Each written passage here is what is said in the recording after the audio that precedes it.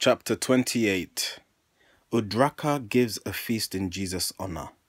Jesus speaks on the unity of God and the brotherhood of life, criticizes the priesthood, becomes the guest of a farmer. Benares is the sacred city of the Brahms, and in Benares Jesus taught. Udraka was his host. Udraka made a feast in honor of his guest, and many high-born Hindu priests and scribes were there. And Jesus said to them, "With much delight I speak to you concerning life, the brotherhood of life. The universal God is one, yet he is more than one. All things are God, all things are one. By the sweet breaths of God, all life is bound in one. So if you touch a fiber of a living thing, you send a thrill from center to the outer bounds of life. And when you crush beneath your foot the meanest worm, you shake the throne of God and cause the sword of right to tremble in its sheath. The bird sings out its song for men, and men vibrate in unison to help it sing. The ant constructs her home, the bee its sheltering comb. The spider weaves her web, and flowers breathe to them a spirit in their sweet perfumes that give them strength to toil.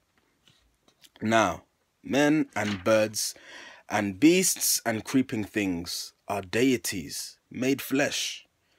And how dare men kill anything? It is cruelty that makes the world awry. When men have learned that when they harm a living thing, they harm themselves, they surely will not kill, nor cause a thing that God has made to suffer pain. A lawyer said, "I pray you, Jesus, tell who is this God you speak about? Where are his priests, his temples, and his shrines?" And Jesus said, "The God I speak about is everywhere. He cannot be compassed by walls, nor hedged about with bounds of any kind.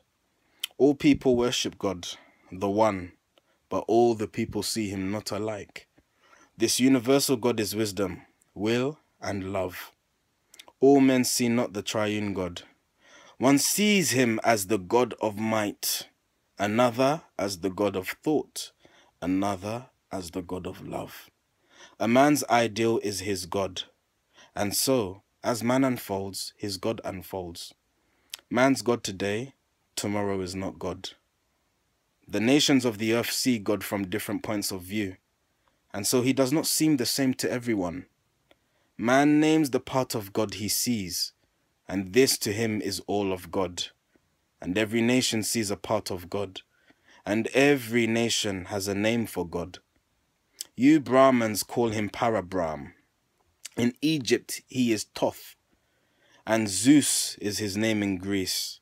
Jehovah is his Hebrew name, but everywhere he is the causeless cause, the rootless root from which all things have grown.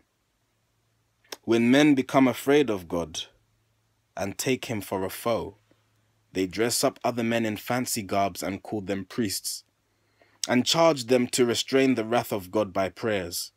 And when they fail to win his favor by their prayers, to buy him off with sacrifice of animal or bird. When man sees God as one with him, as Father God, he needs no middleman, no priest to intercede. He goes straight up to him and says, "My Father God," and then he lays his hand in God's own hand, and all is well. And this is God. You are, each one, a priest, just for yourself, and sacrifice of blood God does not want. Just give your life in sacrificial service to the all of life, and God is pleased. When Jesus had thus said, he stood aside. The people were amazed, but strove among themselves. Some said, "He is inspired by holy Brahm," and others said, "He is insane," and others said, "He is obsessed. He speaks as devils speak." But Jesus tarried not. Among the guests was one, a tiller of the soil, a generous soul, a seeker after truth, who loved the words that Jesus spoke. And Jesus went with him, and in his home abode.